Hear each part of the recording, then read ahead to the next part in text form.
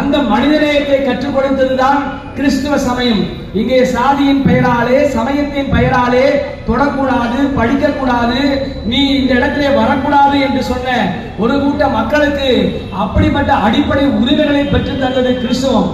ஆகவே எங்களுக்கு பணத்தின் அடிப்படையிலோ அல்லது வேறு எந்த உடைமைகளின் அடிப்படையிலோ யாரும் கிறிஸ்துவத்தை தழுவவில்லை. மாறாக எங்களுக்கு அடிப்படை உரிமைகளை இந்த கிறிஸ்தவம் கொடுக்கிறது என்று சொல்லிதான் இன்றைக்கு தமிழ்நாட்டிலும் சரி, இந்தியாவிலும் சரி, உலகத்திலும் சரி இந்த கிறிஸ்தவத்தை தழுவுகிறார்கள்.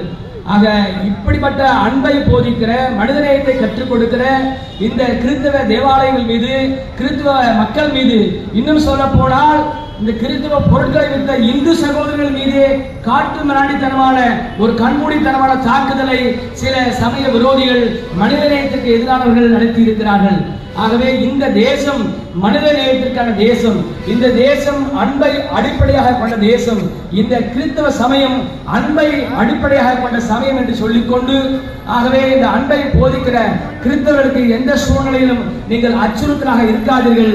அது நீங்கள் தேன் கூட்டில் கைவிட்ட கதை போல உங்களுக்கு மிகப்பெரிய அச்சுறுத்தலாக எதிர்காலத்திலே மாறிவிடும் என்று சொல்லிக்கொண்டு, தொடர்ந்து கிறிஸ்தவர்களுக்கு எதிராக நடக்கிற இந்த போராட்டத்திலே எல்லா மக்களும் தங்கள் கைகளை கோர்த்துக் கொண்டு மத்தியிலும்